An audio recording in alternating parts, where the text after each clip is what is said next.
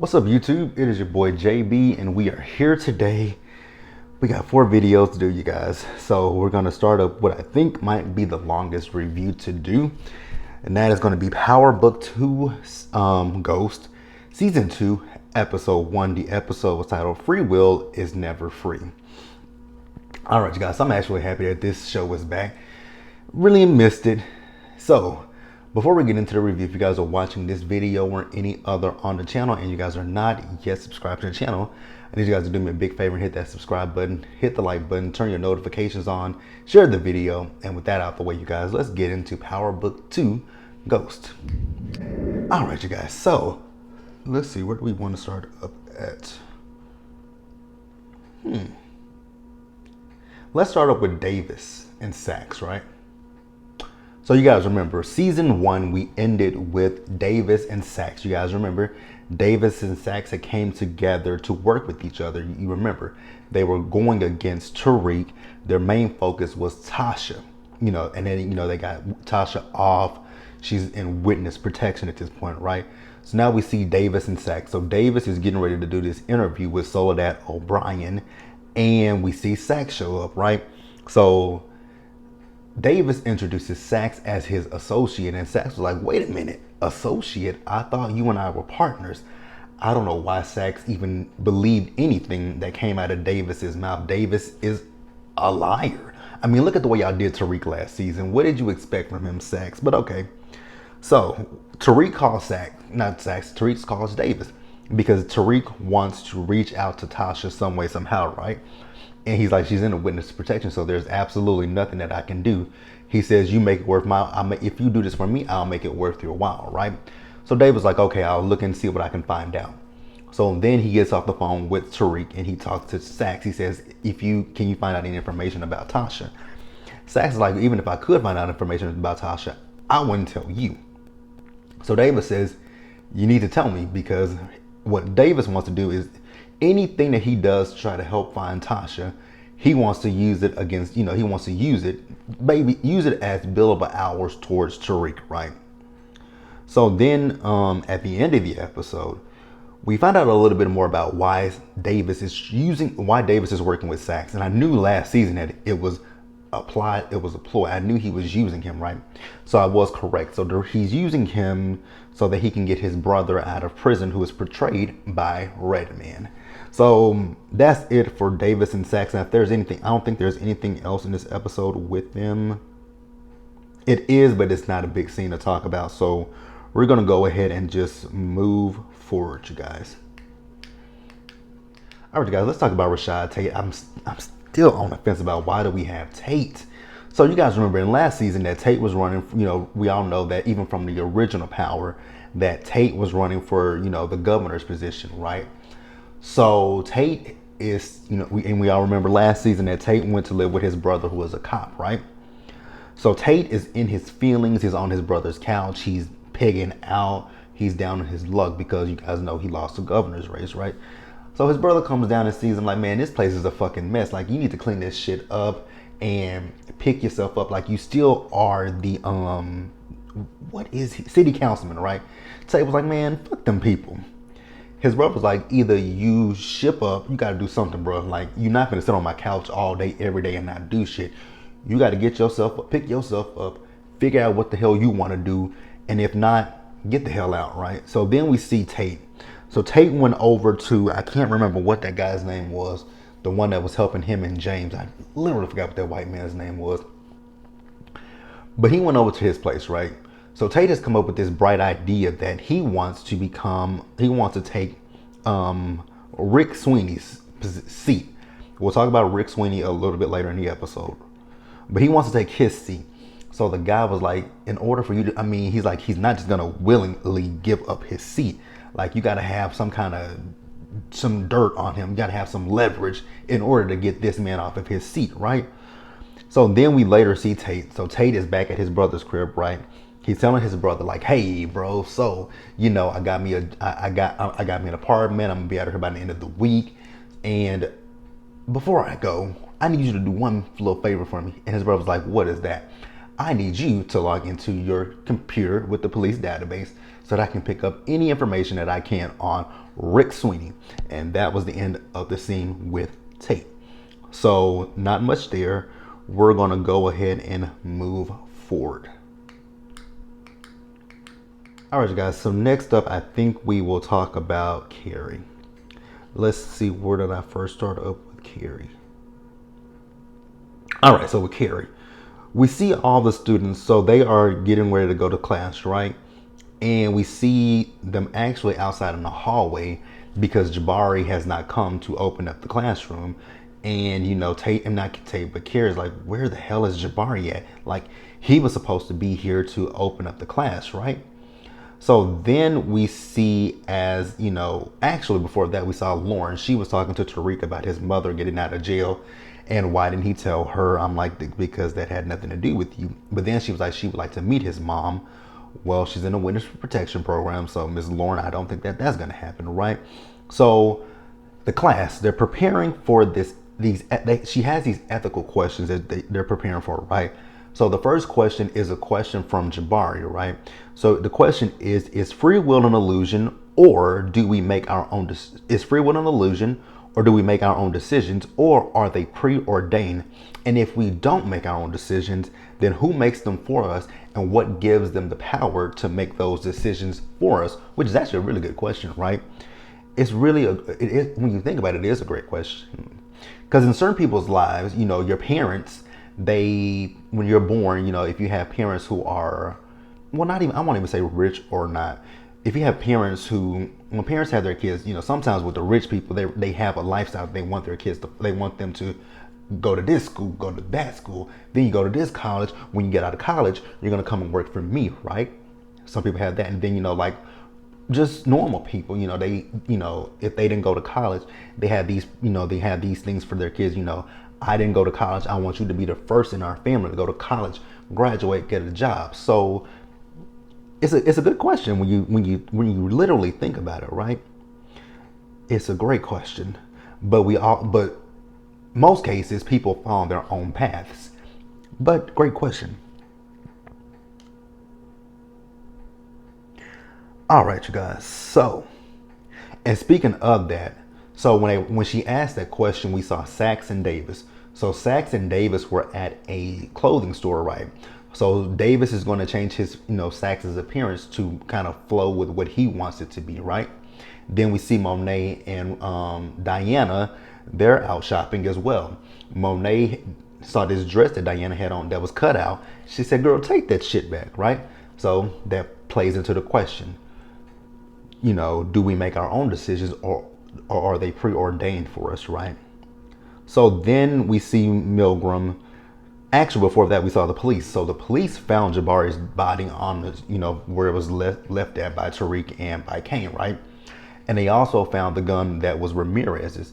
So the cop says that, you know, keep that part out of it. Like, don't put that don't give the media that one that, you know, Jabari was killed by the gun of a cop. Because they're wondering if, you know, maybe Ramirez did it and he fled, right? But why would he leave his gun? So then we see Carrie, who's still hot in the puss at this point, right? So she's going to meet up with this detective. And then we find out that this detective that she's meeting up with is someone that Carrie has dated in the past, right? So she's telling her friend, like, girl, I'm done with Jabari. I'm not having sex with Zeke anymore, right? Because she's thinking that she's going to be meeting up with this cop that she's dated to, you know, rekindle their flame. But she met up with him and he took her to the morgue to identify Jabari's body, and she identifies it. And he looks at her reaction, he's like, knowing you, did you have something going on with him? She said, if you think I had something to do with this, I did not, right? So then he asked her for a list of Jabari's students and advisees, but then he also asked her for a list of the students that they talked to in regards to the GTG murder that happened last season when the guy was, you know, killed in the pool, right? Oh, Tariq, you really fucked up. We'll talk about that. But I'm pretty sure Tariq is gonna find a way out of it. But you in some hot water at this point right now. But we'll talk about it a little later, right? So not Jabari, rest in peace to him. Carrie, still hot in the puss, right?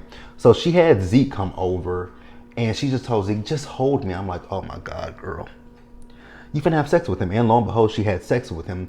After they had sex, she asked him, does he believe that the Tejadas could have killed Jabari? He says no.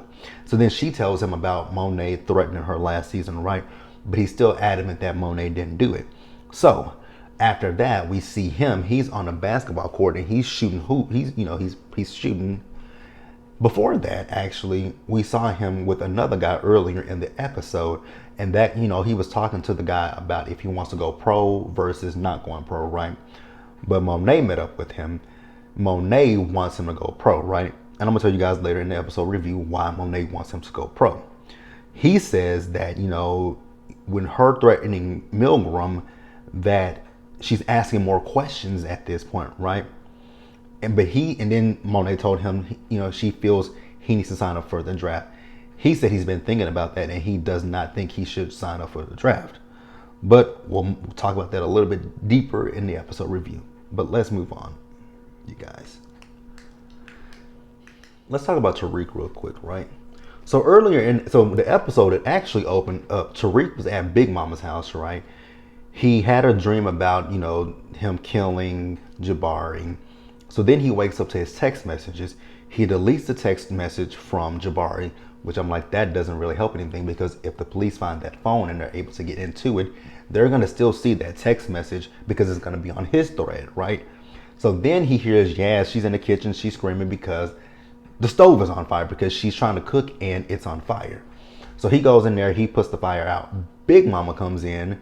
Big Mama asks him, when did you get here? He said, I came here at 8 o'clock last night and spent the night. She was like, okay. He's like, have you been, she's drunk. You can literally see she's drunk. So then he asked, has she been drinking? He said, she's like, yes, she done started back hitting the sauce. So then we see, let's see, where do I want to go at with Tariq? So let's talk about Tariq and Brayden, right? So Tariq, he asked Brayden asked Tariq, where was he last night? He said he was at his grandmother's. He's like, oh, your mom is out. He says she's in witness protection. So then Brayden asked him to come with him for the weekend with his family. They're going to go hunting. So we see Tariq and Brayden, they're meeting up with his family, right? And his dad has bought him a brand new car. And it was just an entitlement and the white privilege of this scene, especially, this is where we met Brayden's uncle, Rick, right? I think it's just because his dad and Rick are good friends with each other. But the way Rick was talking to Tariq is like, it gave me the impression that he thinks Tariq is a below the poverty line type of black person, not knowing who Tariq really is. And then when Tariq told him who his father was, he was like, oh, okay, I met your father with the DNC once, but then, all this stuff that's come out about him, hopefully it's not true, talking about the drugs. And Tariq was like, the street drugs are no better than the prescribed drugs, which that is true, because you find more people these days dying of overdoses from the prescribed drugs. So one and the same, right? So then we see Brayden, they're on campus. He was telling Tariq that his dad basically wants him to be his mini-me, because he wants him to then, pledge to his fraternity that he pledged to. And we see everyone on campus, they're getting the notifications about, Jabari, being murdered, right?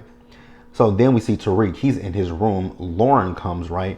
Lauren is upset about Jabari's death. And she's like, Tariq, you're not really upset. He's like, as I've been through this, my sister was murdered. My dad was murdered. My best friend, two of my best friends. When he said two of his best friends, I know he's talking about Kanan, but who was the other one? Because I forgot that one. How many friends? Two of his best friends were murdered. Two of his best friends.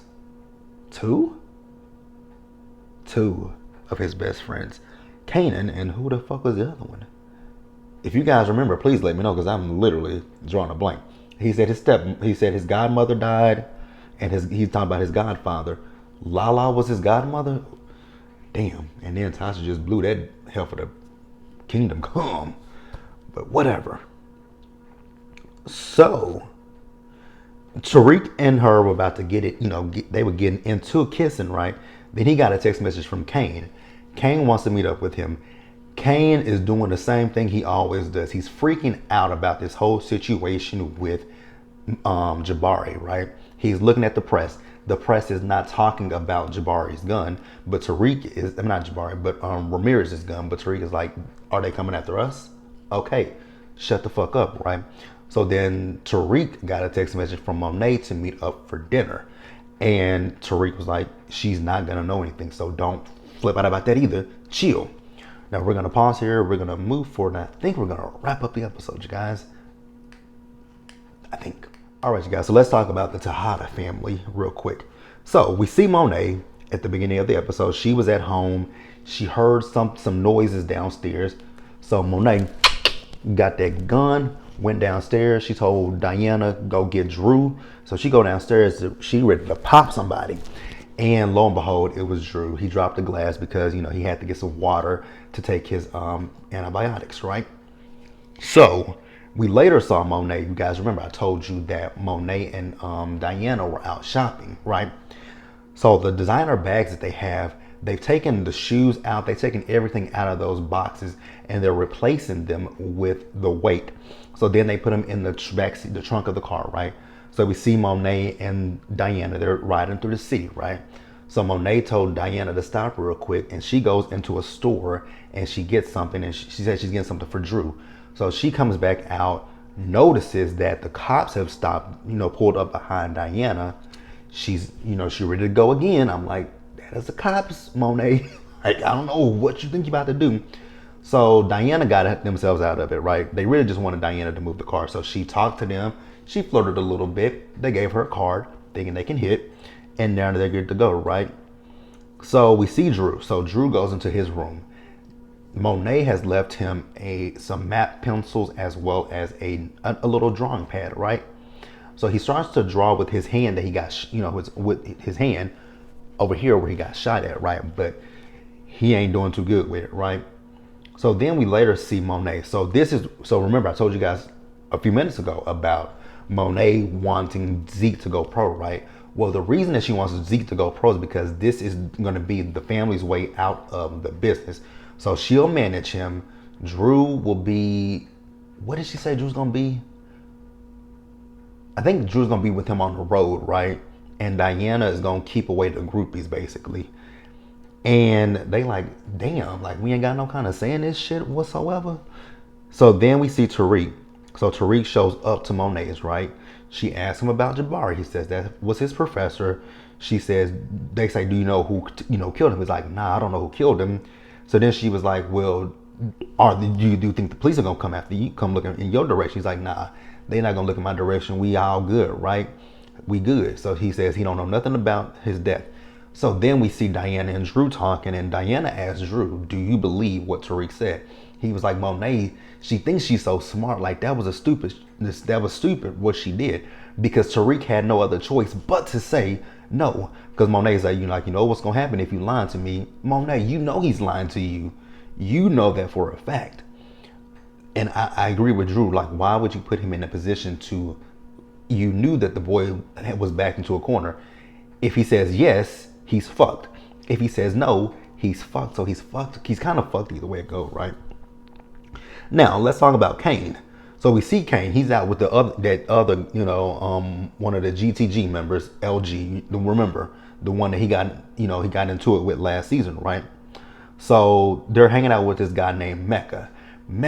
I kept looking at his face. I'm like, he looks so familiar. I saw him before.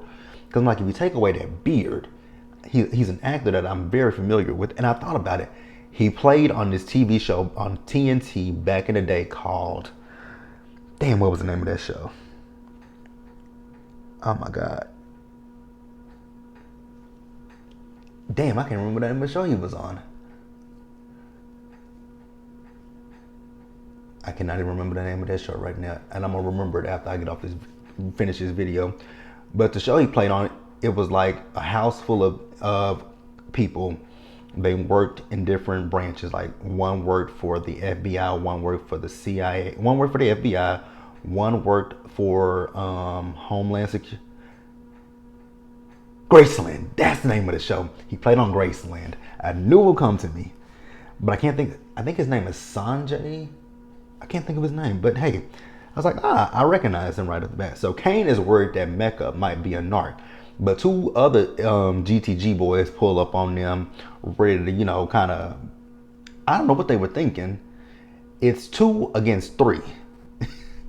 You got Kane, you got Mecca, and you got LG, and you got you two and somebody in the car. Mecca took out the dude with the shotgun. The other one got away. The person in the car, he ran to. So then we later find that Kane, you know, we later see Kane as he goes to, I keep wanting to say Canaan. I'm thinking about raising Canaan. I don't know why that shit. I'm ready for that to come back as well. I forgot to mention, did I mention it in this? I don't even know if I mentioned it in the review, that February 6th, Tommy's show returns. So I think I'm gonna review Tommy's show. But we see Kane as he goes to this hangar, had expensive cars and a jet in there, and there's Mecca with the guy that got away, right? So he wants Kane to show him what he's about. So Kane, he frees him, and boom, boom, boom, they start fighting, right? And then he just snapped his neck, right? So Kane found his weight. Kane was like, let me work with you, because from what I can see, you ain't got no people to move this shit, right? So he's like, he asked him to give him a shot. So then we later see Kane as he goes to Monet saying that he has a new connect. And, you know, she walks away from him like, Kane, I ain't got time for your shit. So then we notice that Mecca is watching Kane. I'm like, Kane, you still haven't learned. Like, Kane still is making reckless decisions. And so is Tariq. So, the last scene of the episode. Now, Tariq was looking at his phone, right? He's looking at his text messages. He's still expecting a text message from Tasha, but nothing has come through. Then his phone rings, that burner phone rings, and it's an unknown number. Tariq answers it and holds it up to his ear. He didn't say anything. Then the cop introduces himself on the phone. Tariq hangs up. I'm like, Tariq, why did you answer that phone? You gave them what they needed. They were able to trace the phone call, and it's traced it to Stansfield. I'm like, oh my God, Tariq, why would you do that? That was stupid. That was dumb. But that's the first episode, you guys. I enjoyed the first episode. It was a good one. Let me know what you guys thought about it. Leave your comments in the comment section below and subscribe to the channel and hit the notification bell button so you guys are notified when I drop the go. Share the video, and until the next one, you guys stay safe out there. Take care of yourselves. Wash your hands. Wear a mask. Socially distance. Be blessed. And I'm going to catch you guys in the next one. Bye.